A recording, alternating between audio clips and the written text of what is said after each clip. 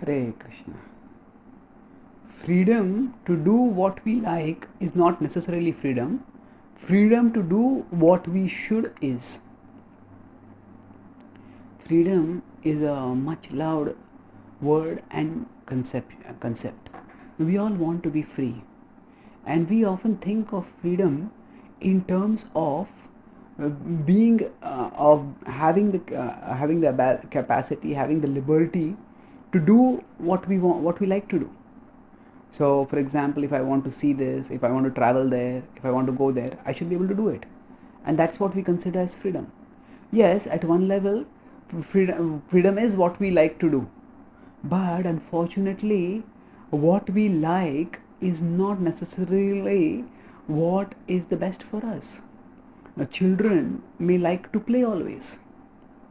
So now, yes, if children are just spending all their time in playing, then they will not be able to grow in their career.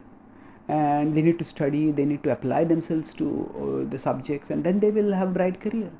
So, freedom to do what we like can very well end up marring, even ruining our prospects. So, freedom actually means freedom to do what we should. So, now we all have certain tendencies because of which we are obstructed and even sabotaged in our attempts to do what we should be doing, what we know is good for us, and what we actually want to do. In any field, if we want to succeed, we need to not just have a attraction for doing that thing, but we also need to have commitment. So that commitment means consistently working in that field, even if we sometimes don't feel like working over there. So how do we do this? It is by moving onwards steadily, no matter what difficulties we have. So Krishna says in the Bhagavad Gita in the 18th chapter, in 37 and 38 verses, that happiness in the mode of passion looks like, it tastes like nectar in the beginning but poison in the end, whereas happiness and goodness tastes like poison in the beginning but nectar in the end. So what we want is this poison, this nectar in the we want long-term nectar, we want long-term fulfillment, and for that we need to tolerate what is initially not so pleasant. So yattadagre vishamiva pariname amrutopamam tat sukham satvikam proktam atma buddhi prasadajam. That will lead to self-actualization, self-realization, when we are ready to tolerate the initial poison so that we can get to the initial nectar, ultimate eventual nectar. So when we say freedom is what we like, freedom means the freedom to do what we like to do, actually that may end up means we, by our short-term perception, like the initial nectar. But the initial nectar, Vishayendriya Sanyoga, Yattadagre Amrutopamam, Pariname Vishamiva Tatsukham Rajasamsuta.